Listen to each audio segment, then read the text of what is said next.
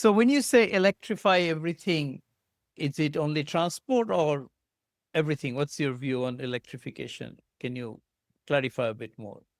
Sure. Yeah, I am deeply committed to the idea of decarbonization. I see the need for us to reach net zero for the health of our planet. I'm 100% compelled by the concept that the planet is going to enforce these boundaries on us, regardless of what our politics say. And the laws of physics dictate that if we want to have a healthy planet in the future and for our children, we absolutely have to be careful about what we're putting into the atmosphere. And we can't just keep pumping it full of geologic quantities of carbon and other greenhouse gases and expect it to continue absorbing that forever without consequences. As difficult as it will be to achieve zero emissions or net zero emissions across, yes, the transportation sector, but also agriculture and land use change and the way we get our stuff that we need. If we don't reach net zero, the consequences are going to be real and dire. And as a parent, I feel that there can almost be nothing more important than giving the next generation a habitable planet to start on, like we received. Yeah, transportation has some use cases that are going to be incredibly difficult to electrify. Intercontinental aviation, in my mind, still an open question if that's going to be possible to do with anything other than a fuel and combustion. And the solutions that are out there to do that without fossil fuels aren't ready yet. So these difficult to electrify applications like aviation, progress is certainly being made, and that's exciting to see.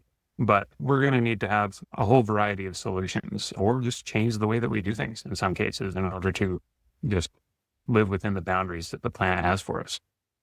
Yes, aviation is a tricky one. I think the short haul flights, maybe the technology will be ready in the next few years because you see a lot of things for the smaller planes, right? But unless someone can bring Ben Franklin back and tap into a cloud, sitting in the Yeah. gigawatt hours on a cloud and you're flying through, so there must be a way, no? Yeah, I'll be hoping for that. He'll come back and bless us with some kind of incredible inventions because we're going to need some really cool tech to make a lot of these applications work. Yes.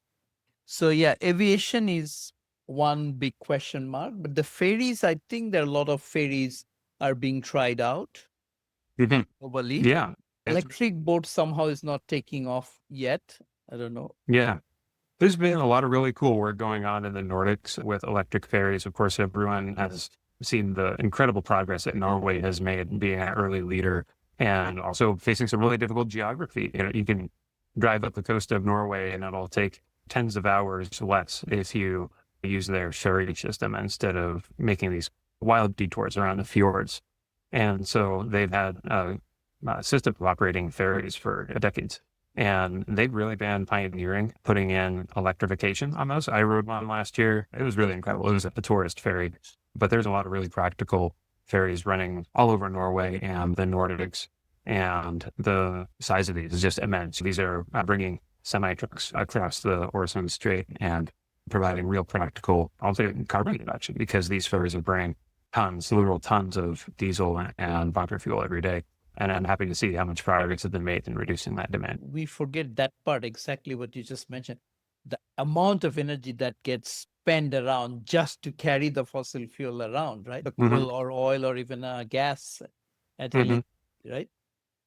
Yeah. Yeah. It even needs energy for its own transportation. Yes, and forget the drilling and other part, just transportation is huge. And then the Mhm. inventory, that's what IEA was established just to count the inventories, right?